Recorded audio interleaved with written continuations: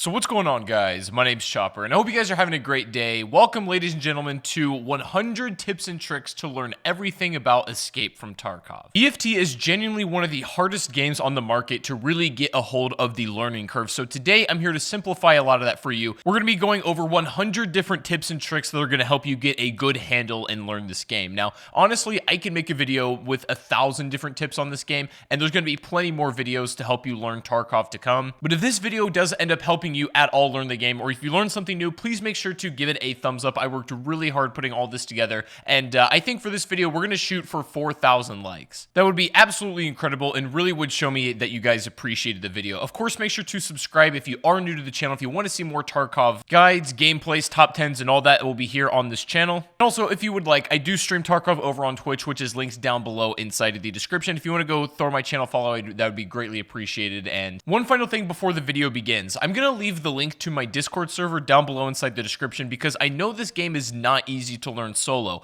If you want to team up with other people who are also trying to learn Tarkov or just make some friends in there, everyone is welcome to join my public Discord down below in the description if you want to find some buddies to play some Tarkov with. If any of that interests you, then of course all that will be down below. But without further ado, guys, let's get into 100 tips and tricks to learn everything about Escape from Tarkov. Starting off, number 100, trading is a really good source of all of the basic items in the game. Now, as far as getting set up and starting out with a lot of the regular food item equipments and different basic weapons you can acquire, they should all be pretty much done through trading, especially when you're starting out. Most items can either be purchased with your currency or can be traded for other items that you're going to be looting in game that you can't necessarily use. But for the most part, your traders should be the first people you go to in order to get your basic needs in game fulfilled. Number 99, your character's weight, which can be found in the bottom left over here in the gear tab, will affect your character's movement. Now, generally it's not too heavy when you start out, but when you put armor,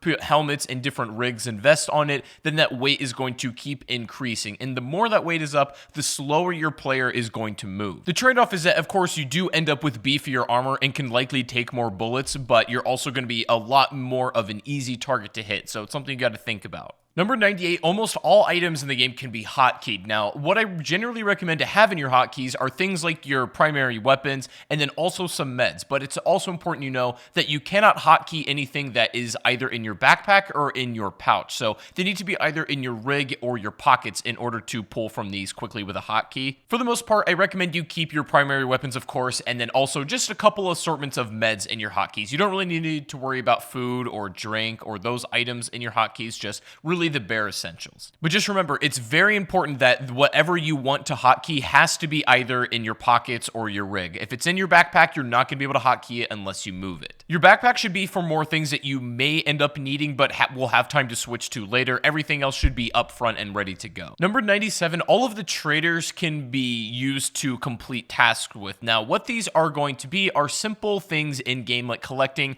X amount of items or killing some scavs in a certain map, and these are going to reward you with a lot of things which we're going to get into later. But basically, you should probably turn on all of these tasks. There's no really reason why not to, and you can passively do them in game. They're going to give you a lot of rewards once you complete them as well. Definitely make sure you keep an eye on those. Number 96, it's also important to remember, similar to hotkeys, ammo can only be pulled when you're trying to reload, either from your rig or your pockets as well. Anything inside of your backpack or whatever choice of container you may also have cannot be readily reloaded from if it's not up in one of those upfront containers. Ammo magazines are single-handedly the most important item that you're going to want to make space for up in your easy to access containers, so definitely make sure you make that a priority. Number 95, you have two different choices when you're picking a character, your Scav and your PMC. Your PMC is your main character that all of your loot stash goes to. Your Scav is basically your freebie. You can jump into a game, gather whatever you like, and if you die, you won't lose anything, but whatever you gain and escape with can go to your PMC within a later playthrough. But your Scav is essentially a risk-free way to play the game, but you aren't going to have access to all of the loot that you've gathered within the game. That is strictly related to your PMC and then can be pulled from at a later date. Number 94, speaking of your PMC, there is a 20-minute cooldown between playthroughs. Whether you survive or whether you die, there is 20 minutes in between whether you can play them or not. So in the meantime, you should probably run your PMC and then you can go back and try your Scav. Number 94, everything in your pouch container, either your gamma or whatever you're running there, is completely safe in raids. You will not lose anything stored within that, so make sure all of your most valuable items are in there, because even if you die in a raid, you will not lose these, and they can be returned to your stash later on. Number 93, there is an insurance system in the game before you start a match that will allow you to keep your items safe if they're not looted by someone else. Even if you die and lose your stuff, one of these traders will be able to give you back all of the equipment you lost, so long as another player in-game doesn't take it. Now, there's different cooldown times and return dates for each trader. Prapora is about 36 hours. Number 92, the therapist is a little bit quicker though at 24 hours. I always recommend that you insure through therapist. You essentially get the best bang for your buck. You get a pretty good cooldown time, and you get all of your stuff even if you lose it back within just about a day. That leads nicely into number 91, which is a very good point. Playing as your PMC in any capacity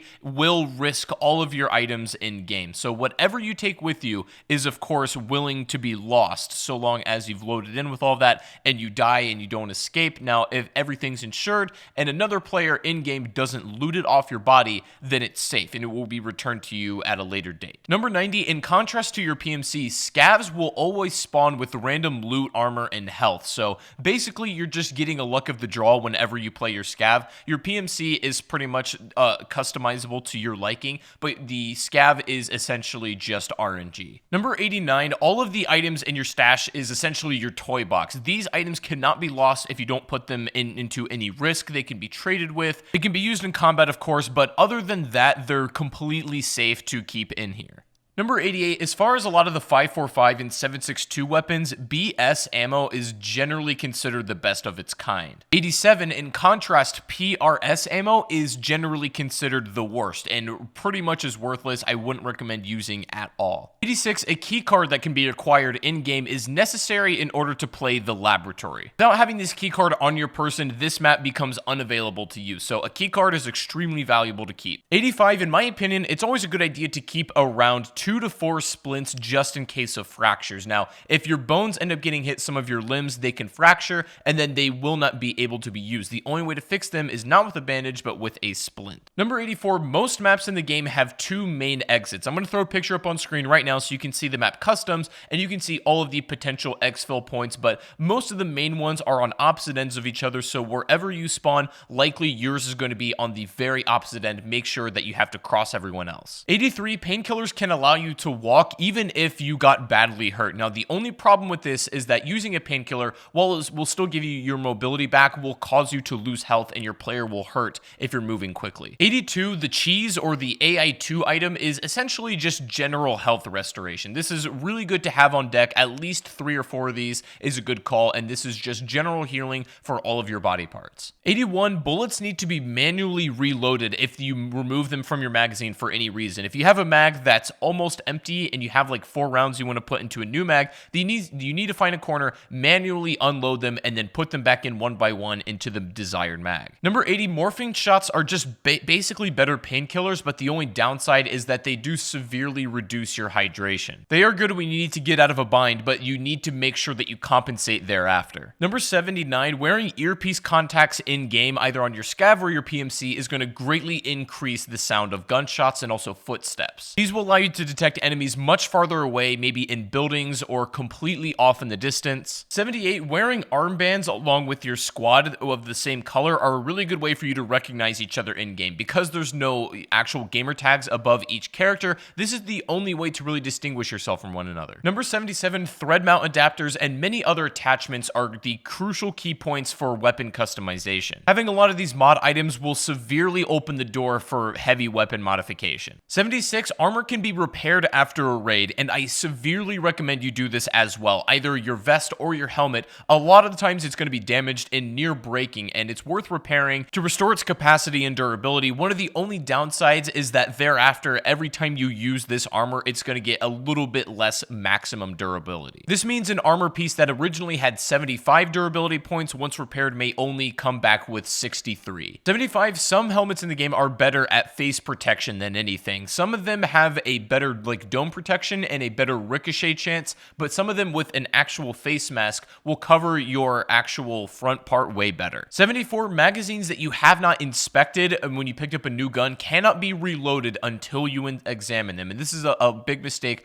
a lot of players tend to make. They'll have a weapon they picked up along with the ammo, but they haven't inspected it yet and aren't sure why they can't reload. 73, it's a good idea for beginner players to play either the customs map or honestly just play the offline mode and then explore before you really jump into everything. Get the fundamentals down. 72, scav bosses and also their minions are going to carry some really beefy loot. A lot of times they're M4 customs or some really nice AKs, so not something to mess around with, but if you do take them down, it's going to be some absolutely insane loot. 71, on average, it depends on the map, but most scav bosses come with 3 to 7 different bodyguards. These bodyguards will also be decked out with some pretty wild equipment, so definitely not something to take lightly. Number 70, it is my recommendation, especially if you're learning the game, to play with your PMC with minimal loot. Don't go in with anything insane until you really feel like you have a good handle on the game, just so you don't lose all of the stuff that you have been able to gather. Get the basics down first, you'll be able to take some more risks, but for now, you're going to have to get smoked a couple times before you really go in with your good stuff. 69, the CMS item and the Serve 12 can heal a blacked out limb. Now, essentially, a blacked out limb is one that has been damaged enough where it is no longer able to be used. If your arms or legs get blacked out, you won't be able to walk or reload or anything like that, and your aim will be incredibly shaky. This is the only way to repair a blacked out limb, and then it will not act as a bandage, so you'll need another item type, another heal item in order to fix that. 68, the IFAK item is a great heal and bandage all in one. It has a lot of heal points as well, so it's great to carry around for utility, and it doesn't take up a lot of space either in your pockets or backpack. 67, there is a skill tab in-game that is going to increase with more playtime. So for example, there is a skill for recoil control. Basically, you just need to shoot different weapons, and eventually that stat will increase. 66, even the slightest movements and little features like the weapon swapping can be heard by other players, especially ones wearing a contact earpiece will be able to pick up on you even simply shuffling around your weapon from quite far away, so just be mindful. 65, when loading into a game, it will tell you that you don't have a map. Now, to be honest, this might scare you, but don't worry, it's not a big deal at all. Maps in this game currently are basically pointless, and unless they changed anything, you won't really need to worry about them. 64, your reputation score with your traders will increase these tiers, giving you better gear sets. As you can see, you have the standard 1, 2, 3, and then you have a crown, which is the highest tier. You basically get these by buying and selling with him and then doing tasks. You can increase this reputation score. It's always just good to passively work on. 63, bullet drop and having to lead your shots really isn't that big of a deal in this game. It's not like PUBG, which has a huge emphasis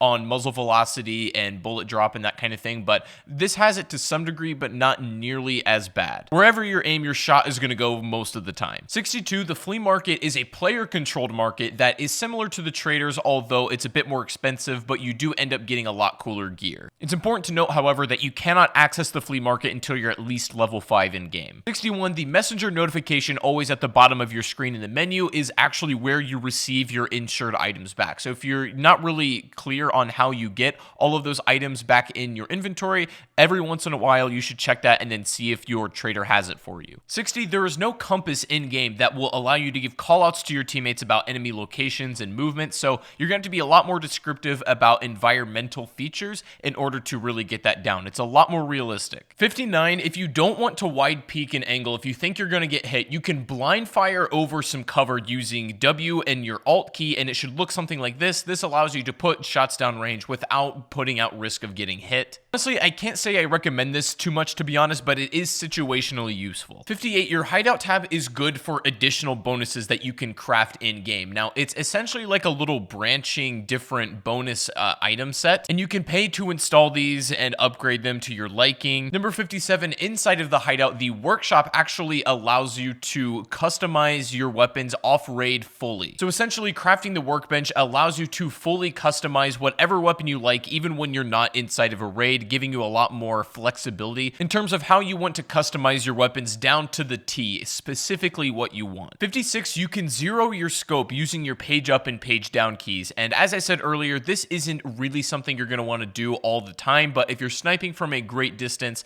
and your shots are dropping off too much, you feel like you need to zero, it is always an option for you. Number 55, most suppressors in-game are also going to slightly decrease your recoil. So not only are they going to help mask the sound of your weapon, but they will also cut down on the kick that it has as well, which is incredibly useful. 54, Grizzly Kits are one of the best heal items in the game, healing almost every ailment that's put on you except a blacked out limb. You're going to have to use something else for that, but it also comes with a ton of utility, so you can basically heal your entire body using one Grizzly Kit. They are quite a big item, however, so make sure you make room for it or just leave it in your stash to heal your character after raids. 53, most scav loot, to be honest, doesn't need to be looted. A lot of the times, the common enemies are just going to have very basic rifles or some pistols, but for the most part, the only people that you're going to want to loot as far as scavs are the bosses and then also their minions or bodyguards that come with them. Unless you need to loot scavs for a specific reason, you generally don't need to. 52, some very weak bullet types will not break certain types of armor. For example, if you're using one of the weakest pistol bullet types in the game up against like some really high tier armor, maybe a scav boss, you might not even break through it at all. It's super crucial to know if your ammo is better for armor piercing or flesh piercing. This will greatly influence how you go about tackling gunfights. 51, radiation is going to be added to the game soon. We don't know exactly in what form, but you can see on your character sometimes when you pull it up that there is a toxicity and also a radiation tab.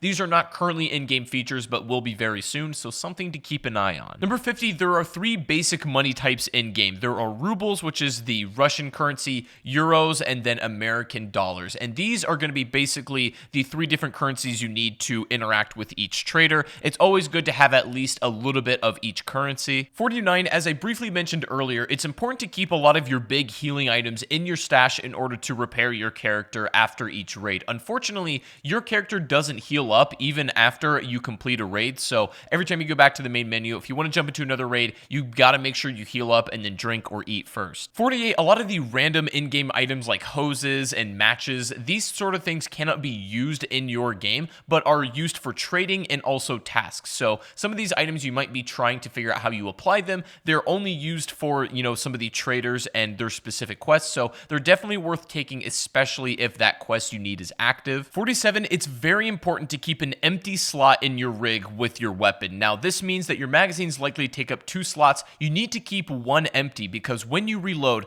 if you don't have a free open slot, the mag that you just currently drained is going to be dropped, and then you'll reload another mag. It has nowhere to go, so it'll be left on the ground and you may lose it. So always keep an empty slot in that rig for when you're reloading. 46, flash grenades in this game are very useful and can be used in a multitude of different ways. They can be used to breach and clear different enemies that are holding down an indoor spot. They're absolutely great at throwing off your enemy when you need to reposition or flank them or just get a better angle. Flash grenades and just nades in general are absolutely phenomenal. 45, the laser sight attachment you can put on a lot of your weapons is going to help your hip fire spread be tightened up. This is pretty important because hip fire generally isn't that accurate, and so a laser sight can really help in that regard, but it's also visible to other players, so just make sure you're mindful about it. 44, muzzle brakes and compensators for basically all weapon types are absolutely amazing for recoil control. Both of these are going to help cut down on a lot of the annoying kick that your weapon has. There's plenty of different variations of all of these attachment types, so I recommend experimenting and playing around to find your favorite one. 43, there's an in-game mechanic called ergonomics, and this is essentially your ADS speed. You'll see this referred to a lot when you're inspecting a weapon or an attachment. This essentially refers to how quickly you can aim down sights, so some attachments will increase this, some will decrease it, but just remember that's exactly what that is referring to. 42, having a stock on basically all of your rifles is crucial, and I mean necessary. If you're shooting a rifle without a stock, you're basically not going to hit anything. This is one of the most fundamental pieces of using a rifle, so if you don't have a stock, consider using something else for the time being until that you are able to acquire one. 41, some scav snipers that are posted up in towers and buildings can be looted if you take them out and then go up to where they are. Some of the scav snipers, however, cannot be looted and they just maybe spawn once per game, and once they're killed, then you're not getting to them. 40, some face masks in the game have a very small percentage of ricocheting a bullet. So this means, based on an RNG basis, if you get hit in the face, if your face protection has this particular mechanic, there is a slight chance that the bullet could ricochet off of that mask and then not hit you at all. The normal chance of ricochet is of course going to be very low, but it always is playing a factor. 39, all bullet types have a certain percentage chance of piercing through armor. So the way it works is every bullet type in the game comes with an X% to pierce whatever type of armor. And so if the server essentially allows on a random basis for you to get hit with a bullet, there is an X% of chance that that is either going to go through your armor and then hit you, you or is going to be stopped. And again, there's almost an infinite number of variations based on bullet type and then armor and then all of the other factors combined. 38, smoke grenades in this game, to be honest, aren't very useful at the moment. The smoke screen takes quite a long time for it to come out, and also it just doesn't really have a purpose. The only thing it can be useful for is potentially looting a body, but you also put a huge target on yourself exactly where you are. So in my opinion, it ends up being a net loss. You probably shouldn't rely on smokes. 37, almost all car trunks can be looted. Now, some of them you'll go up to and you'll get greeted with a lock message. Now, if they are locked, some of them have keys, I believe, that can unlock them and then get loot, but most of the time they're unlocked. You can pop them open. You might find some, healing items or food items, most likely. However, they can even be popped open to use the trunk as more vertical cover in a gunfight. So it's useful for a lot more reasons than just one. 36, rooms that require keys, generally speaking, have a lot better quality loot. Now, for example, you might be in customs and you'll find a dorm key with a specific room, and then if you're able to open that up using the key, you're going to be greeted with a lot of goodies. So they're definitely worth keeping a hold of. 35, you can use alcohol in game to reduce pain, but it's also going to hurt different aspects like memory and also hydration. So alcohol comes with a lot of drawbacks in Tarkov, but if you need it for like a quick pain reliever and you don't have all of the other items that you could use, then this is your last resort. 34, your pistol grips are going to greatly increase ergonomics. If you're not using maybe one of the top pistol grips, then you may not have exactly the ADS speed that you potentially might have on your weapon. Just like the attachments, there is an incredible amount of variation between all of these grips, so pick which one works and suits best for you. 33, proning out is going to severely cut down your recoil. Now, this is a very viable strategy in Tarkov. You can lay down in front of a building that you know some people are in, and if they're going to be coming out of a specific door, it's honestly recommended to lay down in front of it and just mow them down as soon as they open it up, because you'll have basically no kick and you can laser right through all of them. Number 33, shooting while crouching is going to slightly reduce your recoil and spray pattern, but not a significant amount, not as much as you might expect. That being said, however, in most straight-on gunfights, I'm still going to recommend you do crouch, as you're going to make your player's character model a little bit smaller, and in my opinion, that's where the big advantage comes in. Not necessarily the recoil control, that's just a little bit of icing on the cake. 31, different weapons with flashlight and laser attachments can be toggled at your liking.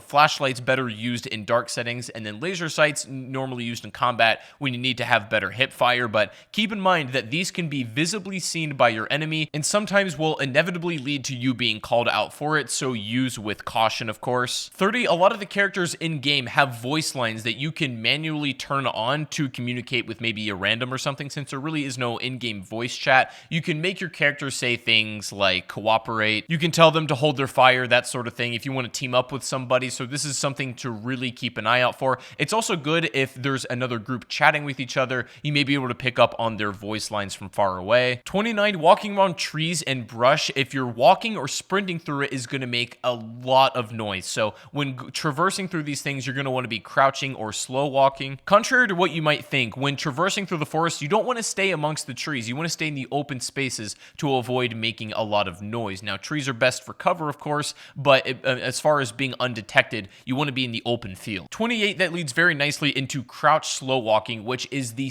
most silent way to get around in this game. Using whatever key you have the slow walk set to, and then crouching makes almost no noise entirely, depending on what setting you're in. It is absolutely amazing for sneaking up on and flanking enemies, but the downside is that you don't have a lot of movement speed, so if you're already being acquired by someone's targets, then you're pretty much a sitting duck. 27, when looting an armor item off somebody, using your alt click will actually put it on you directly and transfer it to your body, than having to manually throw it away and then put the other one on. So it's just it's a quick shortcut in order to put armor on quicker. You do have to make sure that the one that you have on is already removed first, and then you can instantly transfer the other player's armor right on your body. 26, using the B key can change your weapon's fire mode, and then this can be manually checked as well. It's always good to know what you're in before you get into a gunfight, as you may not be in the fire mode you expect and die because of it. Most weapons have a single and full auto mode, and then some specific ones have a burst fire, so make sure you know exactly what you're rocking before you start engaging. 25, it's always a good idea to not reload too much, because again, you have to manually do this, so if you're just draining your mags to near empty, you may not have what you need for a specific gunfight. Generally, it's always good to empty your mag before switching to a new new one just so you can kind of keep it a bit more organized, knowing how many bullets you have as well. If you have the time, you can get into a corner and then manually transfer your spare and leftover bullets into your current magazine. So reload sparingly is probably one of the most useful things I can tell you. Number 24, you can use Alt-T to check the current magazine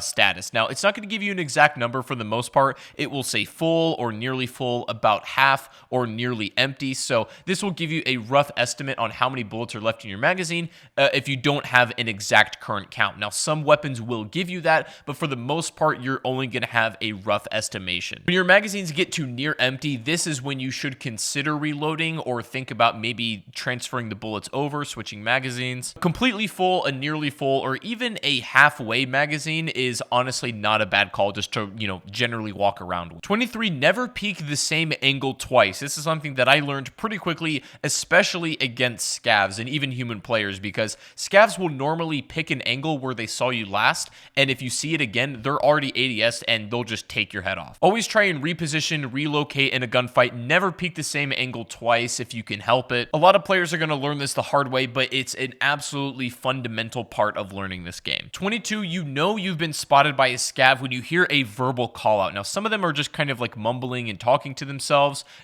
without seeing you, but if they yell out very loudly, that means they've spotted you and then they're going to be aggroed onto your player. Depending on how many scavs are yelling, you can get a general estimation about how many you're going to need to deal with, so it's important to use audio cues, especially when dealing with scavs in this manner. Of course, they're speaking Russian, so unless you know fluent Russian, you're not going to know exactly what they're saying and what they're calling out, but you know that they've at least spotted your location. 21, all general loot locations of very common boxes such as weapon kits, maybe med boxes, they're all static loot spots, so every single map is going to have a set number of locations of all loot locations as well. These will contain a lot of your basic items, but all of the exotic stuff is going to come from other players in game, and then also, markets and things like that. But all of the regular loot items have set spawns. Number 20, night vision goggles are quite useful to use when you're playing a map in a nighttime setting. It's going to provide you a totally different gameplay experience and is honestly another can of worms that could be its whole video,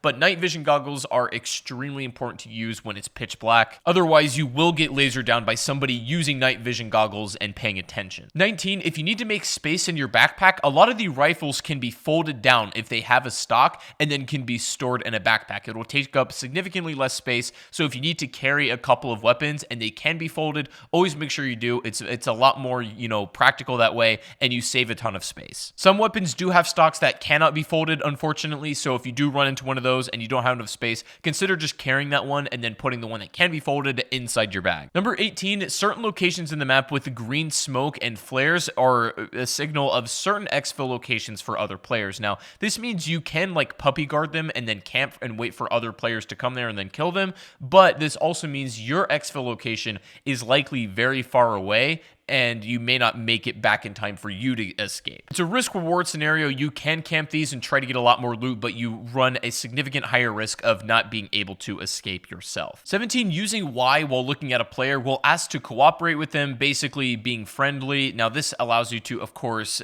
team up with random people. The problem with using this, though, is that you need to be able to get close enough to another player in order to put up that sign. Before that happens, there's a lot of chance that that person might shoot you, or they may bait you in, giving you another cooperation sign, letting them see your name, and then they'll just gun you down. So you have to be always cautious and watching your back. This strategy doesn't always work, but is the best shot you got of teaming up with somebody that you don't know. 16, having a low hydration and energy level is going to increase the time it takes for your stamina to recover. So this is not a good thing if you're going to be, escaping from a gunfight or running or jumping a lot. You need to have as, quickly recovering stamina as you possibly can manage. So it's important to keep all of those vitals in check. Number 15, it's quite useful to know that any bullet of any weapon will one-shot someone with no helmet. Basically, it's as real as it can possibly get. If you get hit in the head with any bullet with no helmet, you're a goner. So a helmet is always required if you don't want to be one-tap. Even the most basic kind of helmet will protect you from some ammo types of just being one-shot, so it really just goes to show how important some of these equipment types are. 14, you can fast reload any weapon by double tapping R or your reload key, but the problem here is the trade-off, you lose the magazine that was currently in your weapon. You're just going to drop it on the ground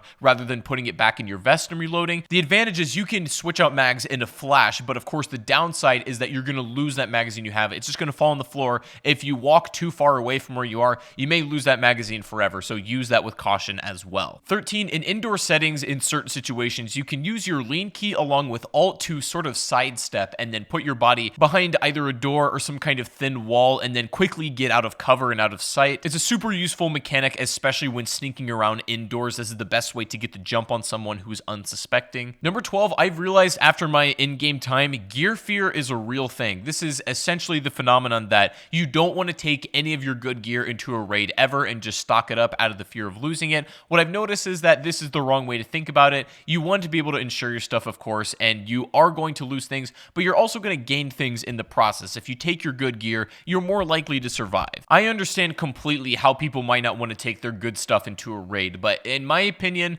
you basically don't have it if you just leave it in your stash anyways. It's already lost because you're not using it. So have fun with the items that you do have. Number 11, your gun length is actually taken into account in this game. So what this means is that using a longer weapon like a sniper rifle, even with a suppressor on it, when walking around, if you push it up against a wall, the actual length is accounted for so that you cannot like quickly peek into a small window if your weapon is too long. The easy to understand explanation is that your weapon length is actually accurately accounted for when it comes to the rest of the environment. Number 10, you can use your scroll wheel to actually come down from a faster sprint to the slowest walking speed as well. Now, of course, you can do this with your keys in an instant, but if you want to come down over time into your different intervals of movement, you can also use your scroll wheel up or down to get faster or to get slower. Number 9, it's important to keep in mind that your weapons can jam in this game. You can get a jammed gun if you don't repair it after a while. So if you're using a weapon in multiple raids, just kind of using it as your main thing,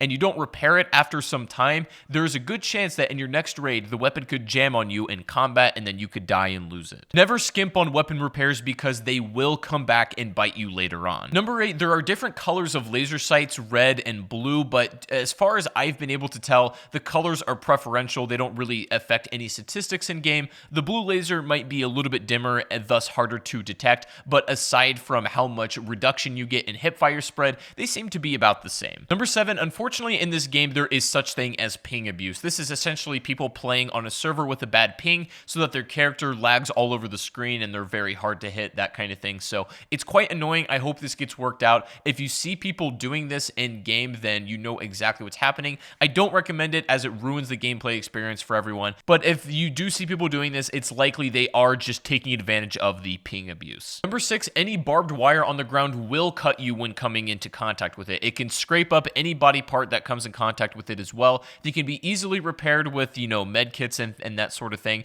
If you stay in it too long or too dramatically, you can end up with some pretty bad cuts, so make sure you spend a minimal amount of time in barbed wire. I don't think I need to tell you guys that. Number 5, different environmental materials make different footstep sounds. For example, a footstep on gravel is going to make a lot different noise than something on grass or even stone. So if you can learn essentially what all of these sound like, you can get a good idea for where everyone is located. Assuming you know the maps, this is going to come with a lot of playtime. You'll get much more familiar with it. Just something that comes with a lot of experience. Number 4, on a weapon with multiple scopes, you can change to your canted sight or your scope by using your left control. This allows you to either have a weapon that's better set up for close quarters combat or something that is more equipped for a long range gunfight. The switch is pretty seamless and it seems to work very well in Tarkov. Number 3, certain materials do have a wall penetration factor. Depending on the kind of bullet, of course, that plays a factor also, but some of the materials like wood and very thin walls can be shot through and wall banged. Now, a lot of the ones like stone and concrete and steel cannot be penetrated by bullets for the most part. There are way too many variables to accurately describe in this video, but if you understand what bullet type you're using as well as the material you're shooting at, you can get a rough estimate about how likely a bullet is to get through said material. Number 2, a lot of the maps have places that are considered hot zones. So like in the mall, for example, in some of the dorms, these are highly requested places in order to gather loot. Now, what you can do if you don't want to necessarily put yourself in the thick of it and then fight all of these at once, you can come through these places after all of the major fighting is gone. You're probably going to have a couple stragglers here or there that did win those fights, but you can pretty much just come in and pick up the scraps. This is a viable strategy to acquire a lot of good loot without having to put yourself at much risk. You don't want to do this early on in game, as many of the players who are familiar with this are going to automatically rush these and then try to get the best stuff. You may run into these ultra strapped out guys, but if you can do what you can to avoid them, or better yet, take them out and have all of their gear, you essentially get all of the pickings from that entire hot zone. I recommend this a lot to newer players who are getting themselves familiar with all of the maps and then all of the locations and especially gunfight angles. But finally, guys, coming today at the #1 spot, something you absolutely need to know about Tarkov is that